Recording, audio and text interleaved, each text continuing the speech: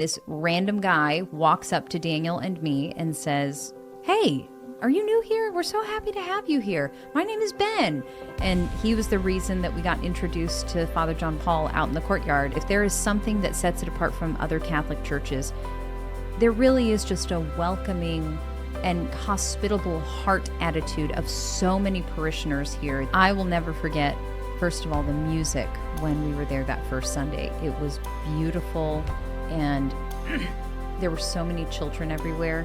And I remember you and I looking at each other and saying, man, like, how is there a church that is like filled to the brim with all of these kids?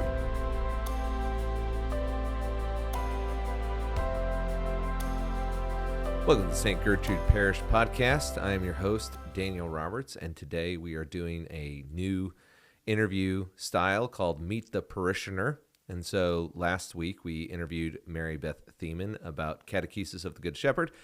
So if you like the content that you see today, make sure you like, subscribe, comment. If you're on Spotify, we have a poll that is currently going on all of our episodes about whether or not you want to see more of this content. Just scroll down and vote. Anyway, I'm going to talk to my wife about why we're at St. Gertrude now. And her name is Lindsey Roberts. And she is the best woman on the planet. And I've been paid to say that. But I also paid a hefty sum in order to have her in my life. So, you know, it goes both ways. All right. So we were asked to share our story, right? Why we're. So it looks like one of the questions is... Well, hold on. I'm asking the questions. You're in charge. You're not here. supposed to read my monitor. You're supposed to be the... You hit me with the questions. We're a very professional operation here, folks. So you want me to just go through these questions? Yeah, let's do it. Okay, so they send you a bulleted list, and then you answer these questions. So I'm going to ask the first question. All right. Well, introduce yourself. Just do that, because we're on a podcast. You know. Yes. So you have to introduce yourself. That's true. You know who I am. But yes, other but they people, don't. They don't know who I am. Yeah. So I am Lindsey Roberts. I'm married to Daniel Roberts. Yes. Who the happens host of this podcast. to be in the studio right now. That's right. He also happens to own the studio. Mm-hmm. You know, he also happens to do lots of great things. But and if you have a podcast studio, when you do Meet the Parishioner, you can do it like this too. So, okay, so I'm your wife, and we live here in Ohio, and we became Catholic back in 2023, at the end of 2023. It was actually December 31st, Holy Family Sunday, that we were confirmed. And we have kiddos that are all in love with St. Gertrude, just like we are. So, and how old are our kids? Are we getting into those details, huh? Yeah. All right. So we have an 11-year-old and we have twin 9-year-olds. So they were 18 months apart when they were born. So Some people talk about, you know, having 3 under 3, and we were blessed with 3 under 2 for about 6 months. So it was exciting for a while there. And they're identical boy-girl twins. All right. So in case anyone doesn't know, I am a twin, and I have a twin brother. And people used to tell me all the time, or ask us all the time, if I was an identical twin with my brother, which, no, I'm not.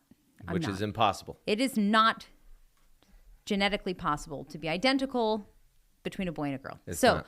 Our twins are boy-girl twins, and they are not identical. Thank you for covering that. I just felt like in case anybody was wondering. Just in case, yeah. Since we've been asked that multiple times, we know somebody is out there thinking, I wonder if their boy-girl twins are identical. Identical. Yeah. They are exactly the same in every way. Yep. Yeah. So. Even if you ask that question, you're going to be welcome at St. Gertrude. So, and they'll straighten you out. That's know? right. So as far as a little bit more about me. So I'm a homeschooling mom, and I, on the side, make art and sell coffee mugs and have a good time doing that. And we do podcast stuff. That's true. Yes, we do. Yeah. Between all those things, I stay pretty busy. Yeah. So would you please tell us a little bit about yourself and your family, including how you first came to St. Gertrude Parish and how long you have been parishioners, which you covered a little bit of that. Yeah. So tell us everybody how we got to St. Gertrude Parish. Okay. Well, so we have lived in a lot of different places in the country, but before coming here, we had spent off and on about 10 years in Charlotte, North Carolina. The really important piece of the story really involves you, though, and the motivation to move up north from being down more in the southern area. So why don't you share So what was your motivation to get up north? I was reading the Catechism, and a big part of us becoming Catholic was actually getting into podcasting. And long story short, we didn't want people to think we were becoming Catholic, and so I decided that I should do a series responding to the Catholic Church. And as I read the Catechism, that involved me getting into the Catechism. So when I started reading the Catechism, I got into the moral theology sections, and I found them to be very convincing and very robust. But in particular, I saw a section in there about how, you needed to honor your parents. And one of the examples they gave was, try and be there for them as they get older, and consider them, at the very least, consider them in your life decisions. And I realized I had not really considered my parents in any of our major decisions of life. Right. We lived in Colorado, Tennessee, North Carolina, and basically my whole life I had been trying to move away from where I grew up. Yeah. And so I was like, I don't know if we're going to become Catholic, but we should probably move closer to family. Yeah. So. Well, and so we had lived in the Carolinas and sold our home just because we knew that God was moving us somewhere. We knew we needed a different place to live, a different house with a better yard, things like that. Our kids were getting bigger. And so once we sold our house, we said, man, we're kind of free agents at this point. And so we came up to Cincinnati to scout out the area and see what we thought. And there were a lot of incredible things that happened in the midst of all that decision making. But I'm going to say just one little plug. If you are looking for a great realtor, if you ever come to the Cincinnati area, there's someone named Christina Janung. Or spiritual director. Or a good spiritual director. Yes.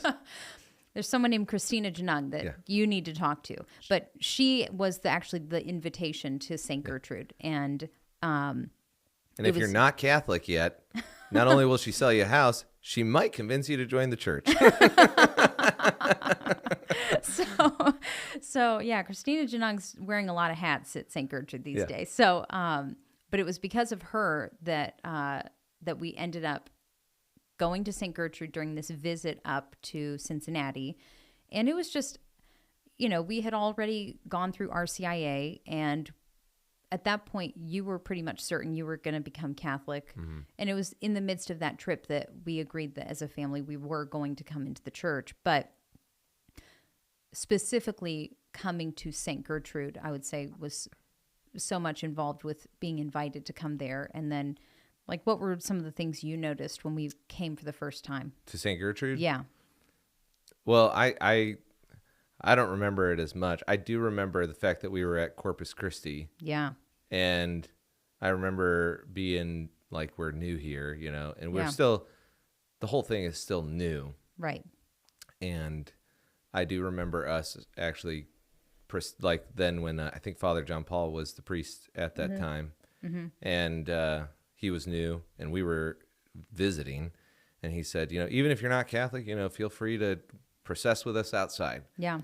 And we went outside, and I just remember being like, man, this is a real powerful testimony. Yeah. Of I felt for the first time that my faith, even though it wasn't my faith yet, actually was visible to the world. Mm-hmm. Like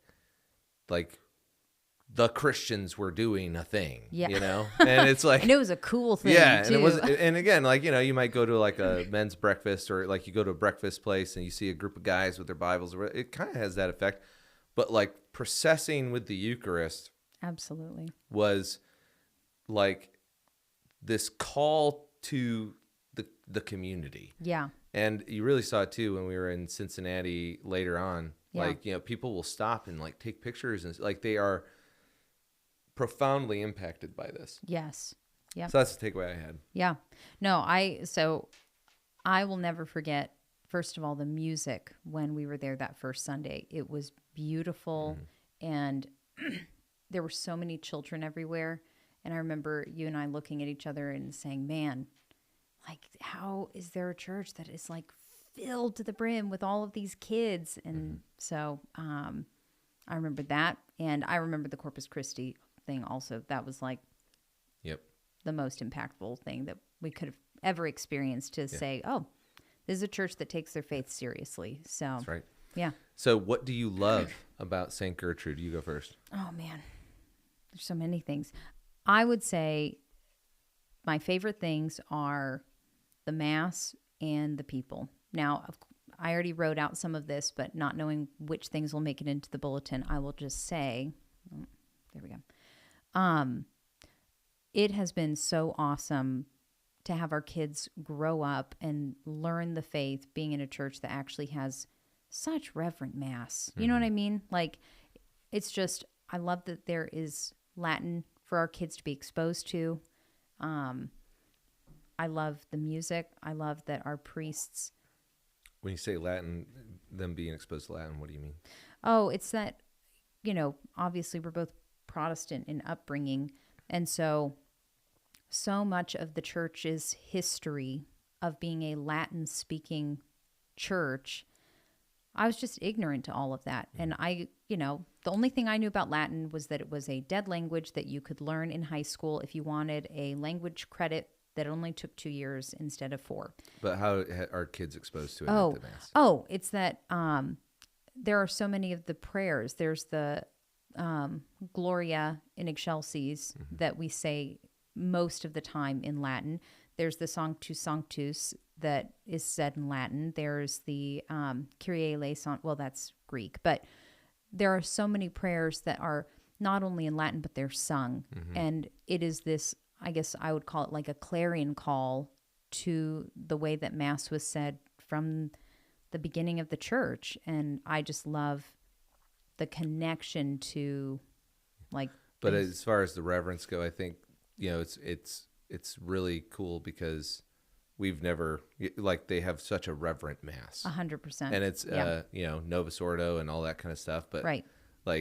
It's, I really feel like it is the best of both worlds in terms of what you get there. Well, because we talked about it, coming from outside of the Catholic world, it already felt overwhelming, even coming to St. Gertrude, just being a Novus Ordo Mass. It felt very different, but I was grateful for the parts that were in English so that we could understand what the readings were. We were really familiar with the Bible already, obviously, but no, it just felt like it was the perfect place for us to grow in our Catholic faith and our kids be formed, but also, be challenged.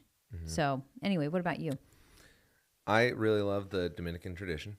Yeah. And I really like that because the first Catholic I read was St. Thomas. And so I didn't realize that we were going to be confirmed in a Dominican parish.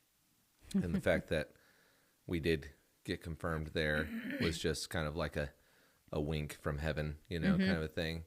And I've just, and then St. Thomas's skull came. Oh, yeah. And I've just felt like, it's just been really cool to like to have read as a Protestant, Thomas Aquinas. He was like the only Catholic I was reading. Yeah.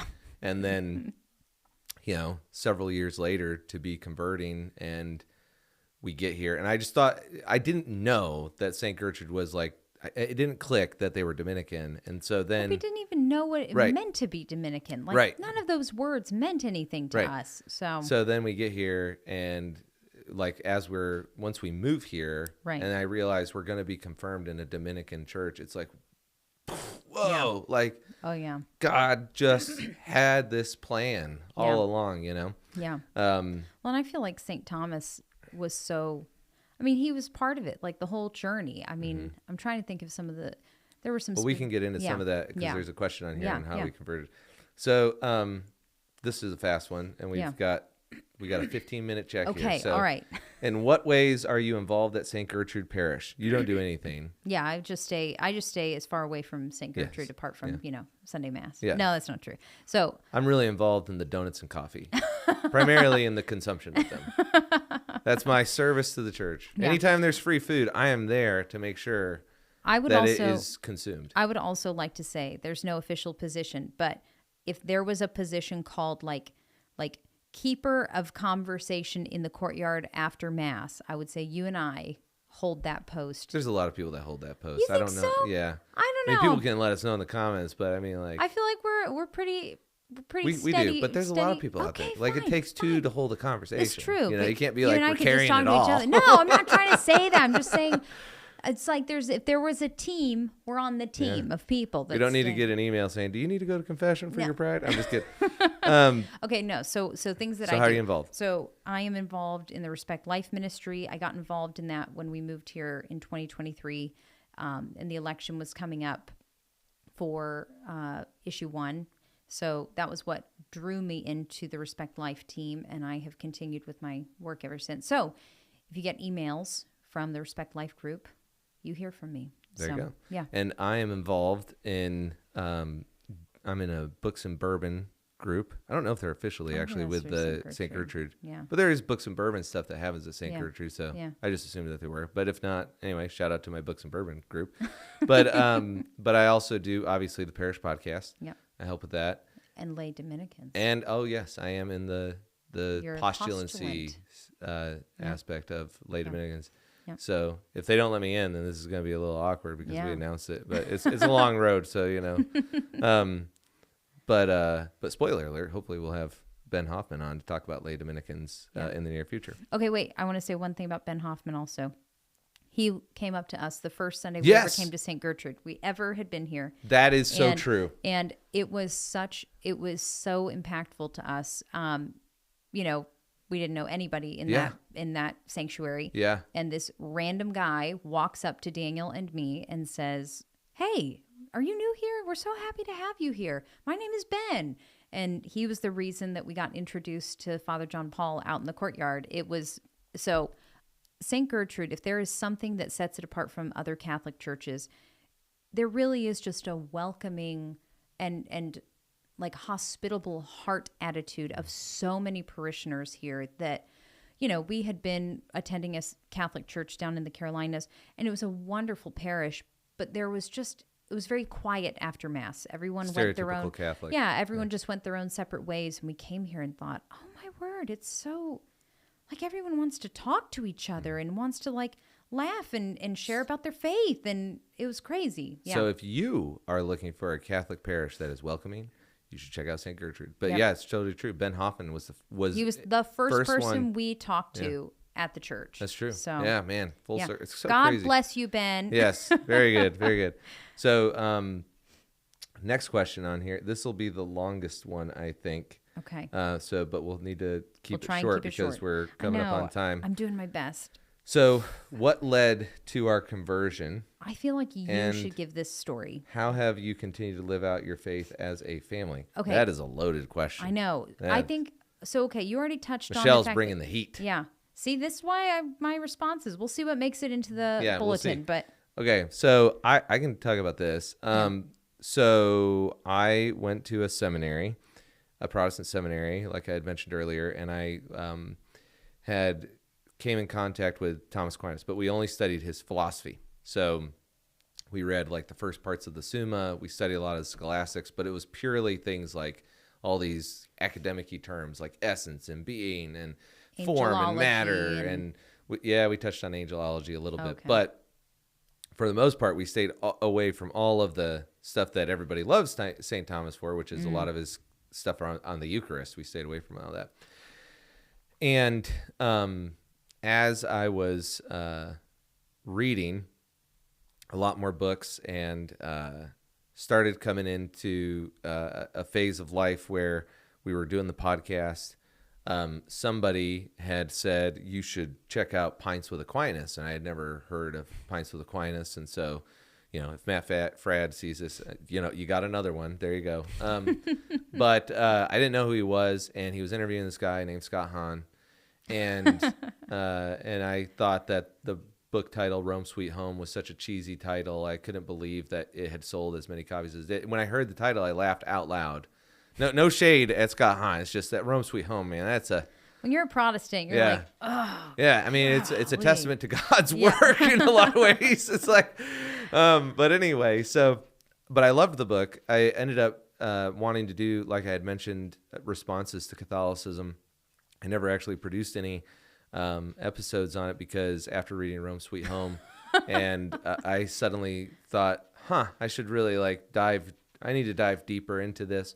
So I read a book by Peter Kraft and then started reading the Catechism, and I just found the Catechism to be incredibly prescient, I guess you would say. It was very relevant for our times, and especially relevant to a lot of the problems that we identified in the Protestant churches. Mm-hmm. And I'm not, trying to turn this into an apologetics thing, but this is just part of the story. Right. Is that we would talk a lot of times about the fact that there was this lack of recognition of the importance of philosophy being a necessary part of theology. Mm-hmm. And we always talked about, well, what would it look like if a church actually kind of really did make an effort to blend theology and philosophy together. If only one existed. Yeah. And all of us just always had written off the Catholic Church, even though we were reading Thomas Aquinas. It just shows you how much it really is a grace if you become Catholic, because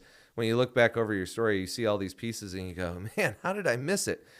But for the sake of time, this ultimately led to us getting into RCIA. When we went to RCIA, I had already read most of the Catechism and was basically and had gone to Mass one time and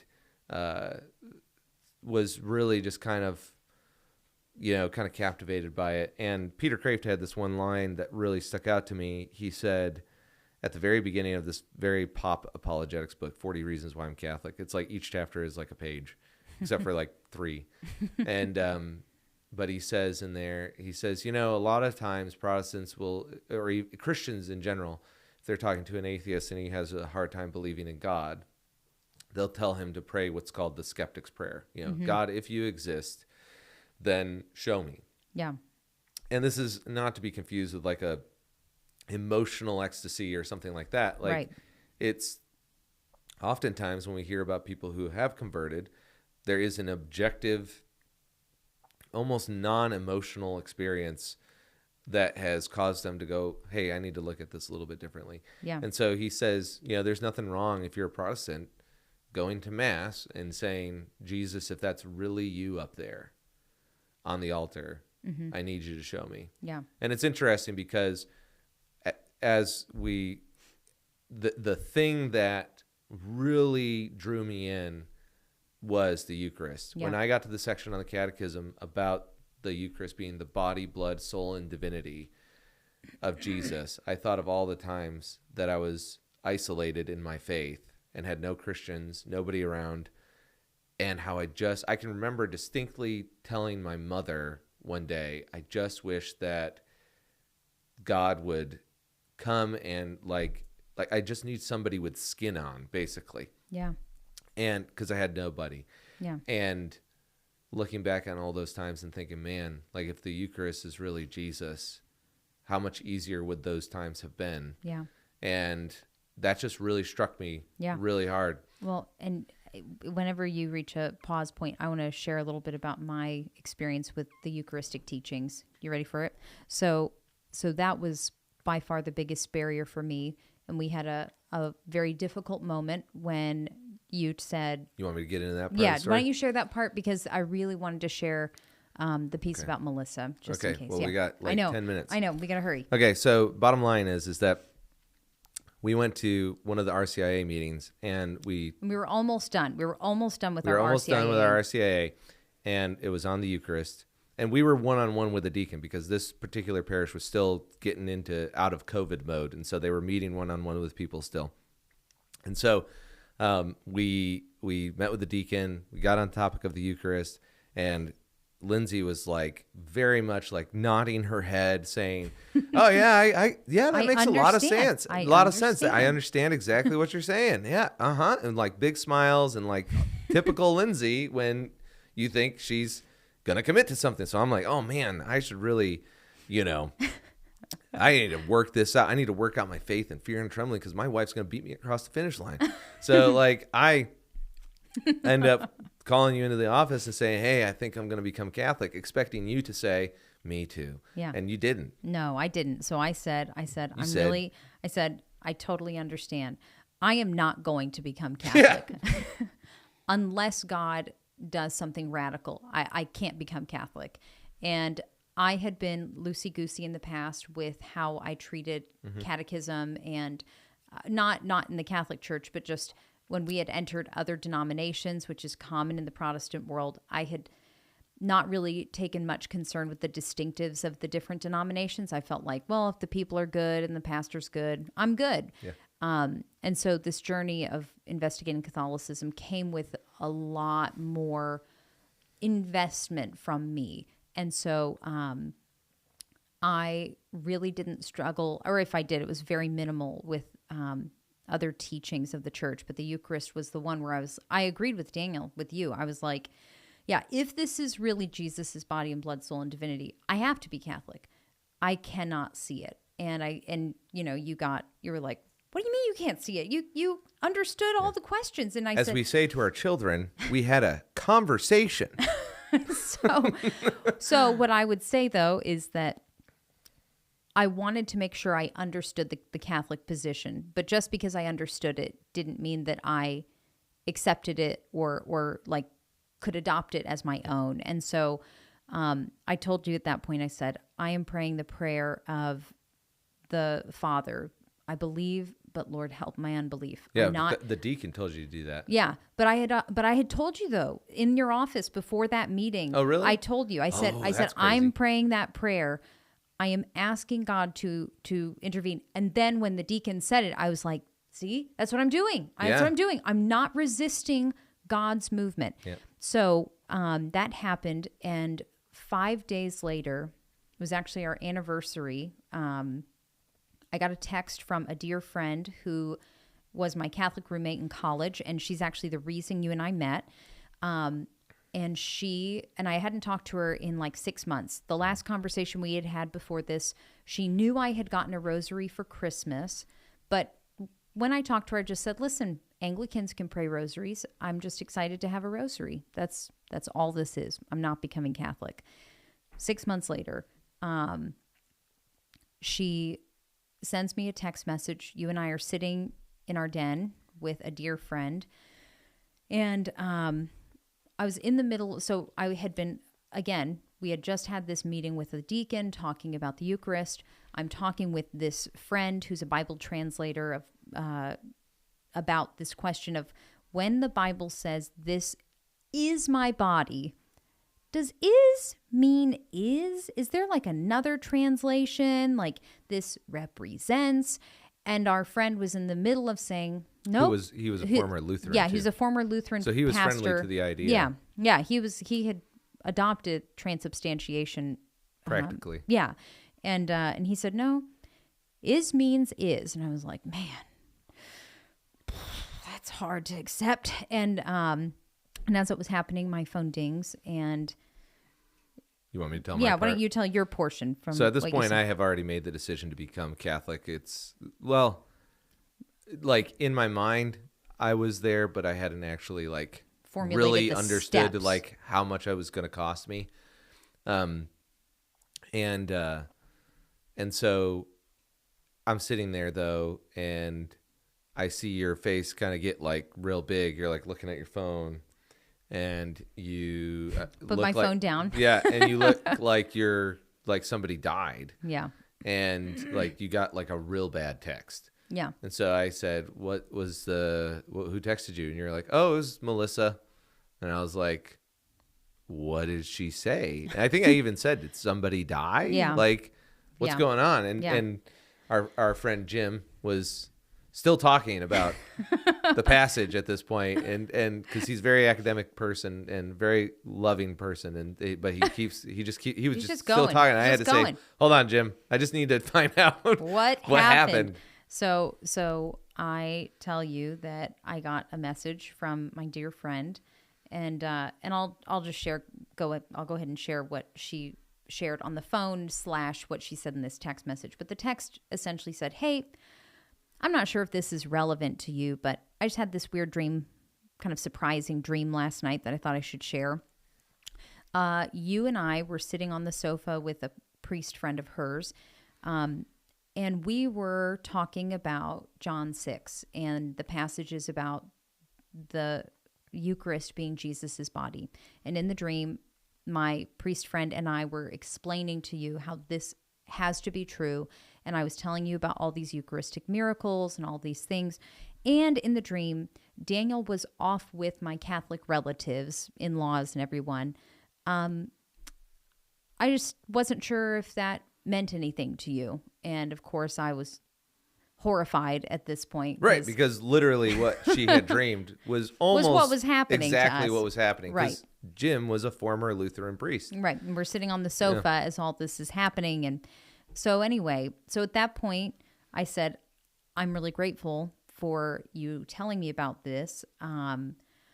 Even still, I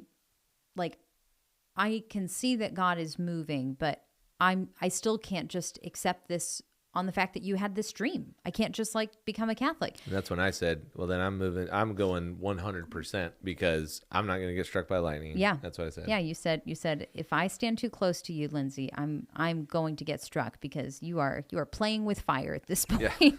And so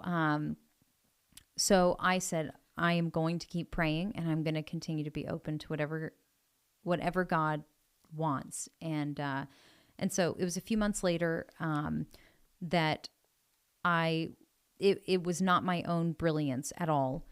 It was entirely the Lord's, perfect timing for it.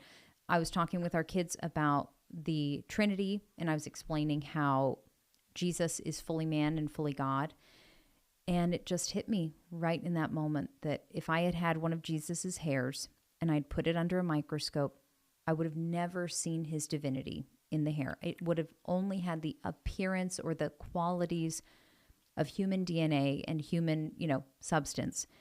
And I realized, oh my goodness, I have no problem at all with the teaching of the Trinity. Why would I? I'm sorry. Yeah. The incarnation. Yes. With the incarnation and Jesus having, a human nature and divine nature. Why? I have no reason to stand against the teaching of the Eucharist, because if Jesus would what's the word, condescend to humanity and put aside his glory and become a human being, why would I argue with the fact that he would become bread for me? You know what I mean? Especially since he said it. Right, exactly. Yeah. Right. And so at that point I said, Lord, I see it now. And I said, I have to become Catholic. I'll never be able to be Protestant after this. So there you go. Yeah.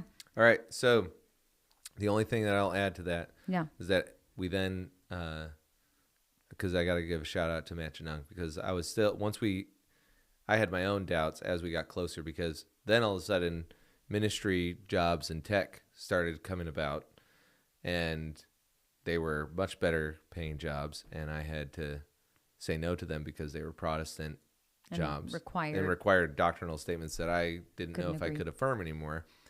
And so that was where I suddenly had this question of can I really do this? Is it worth it?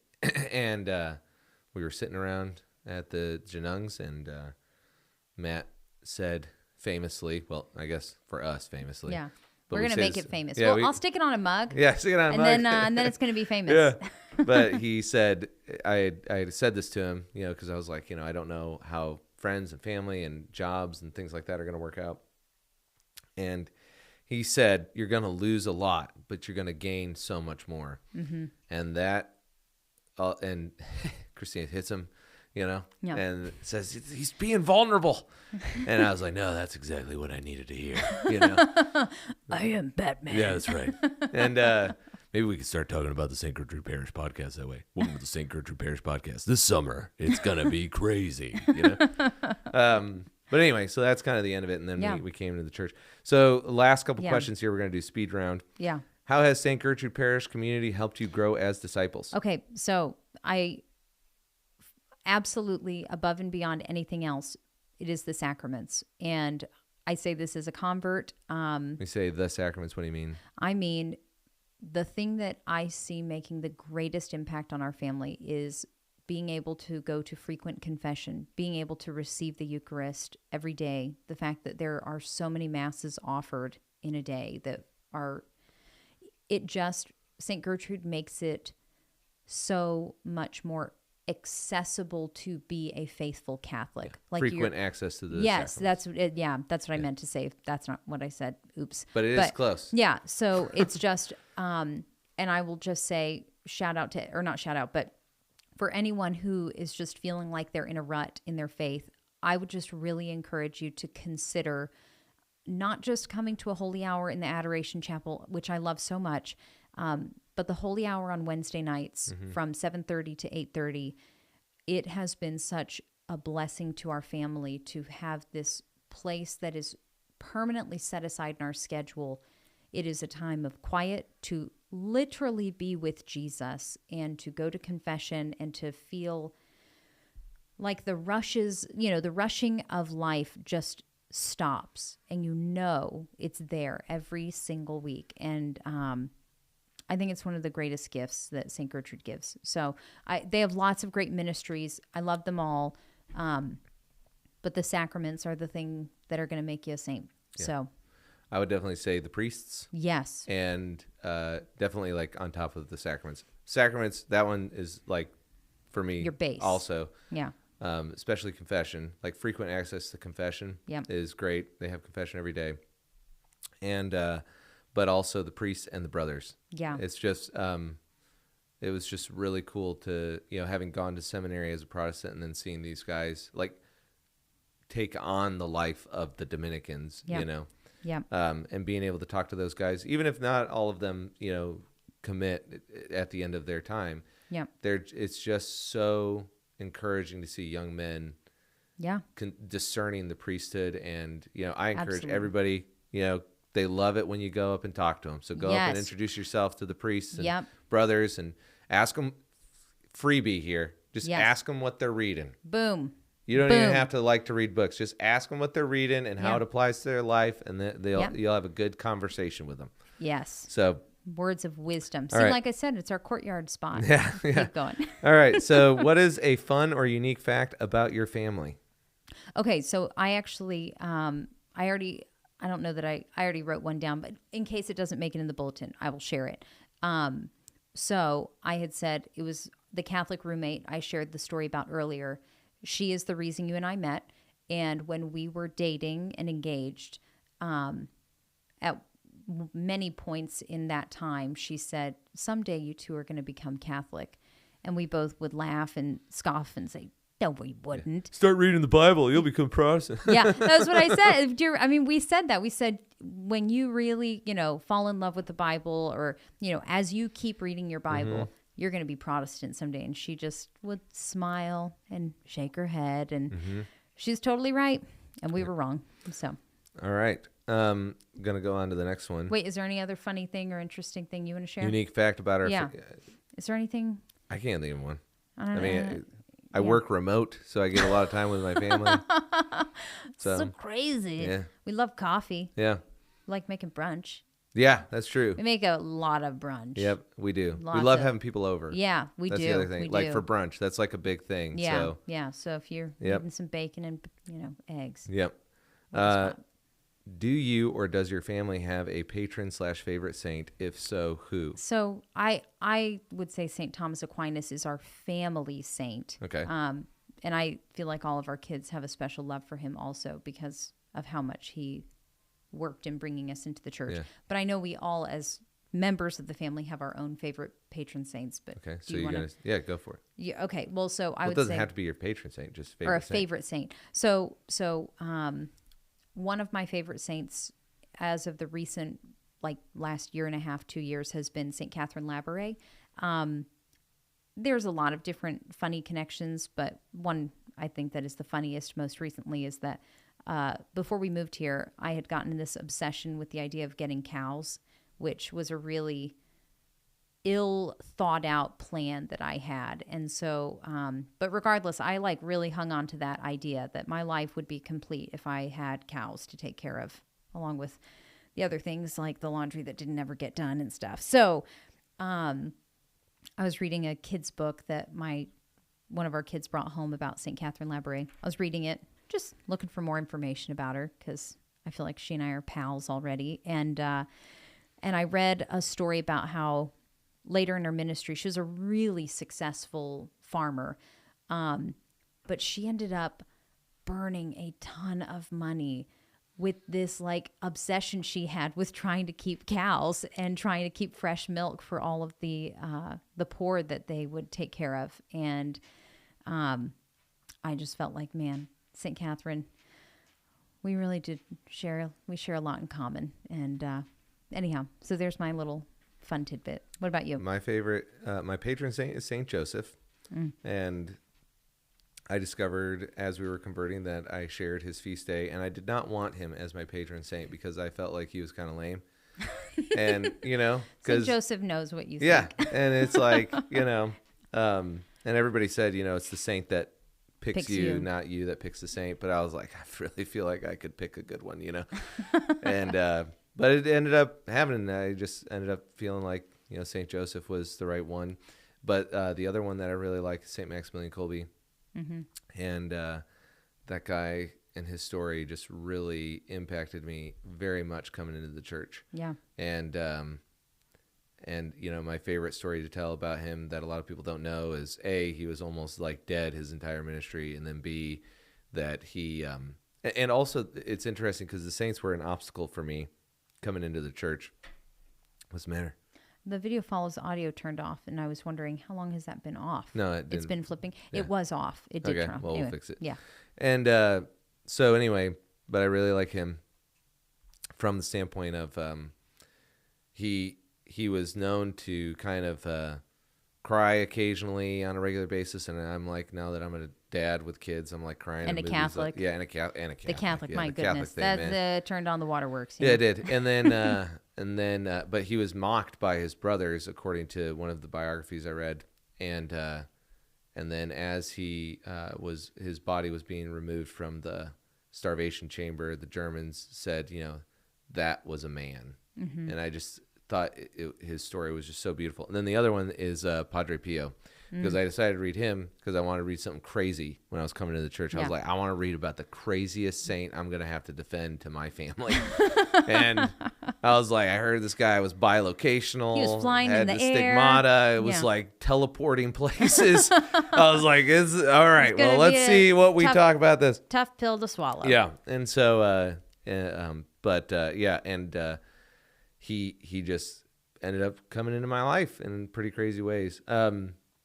Is there anything else you would like to share? And I'm going to say no, because we're at 45 minutes. Yeah, it was so great to share our lives. If you made it this far, thank you for watching the St. Gertrude Parish podcast. We really enjoy doing these. If you would like more content like this, please like, subscribe, comment. Tell us in the comments. That's the fastest way to tell us what you think. If you didn't like it, that's okay, because, we want to know that too. But also, if you did like it or you have thoughts on what we should cover next time, please let us know in the comments. Anyway, I'm your host, Daniel Roberts. Lindsey, my wife, thanks for coming on. Meet the Parishioner. Thank you for having me. Have a good one.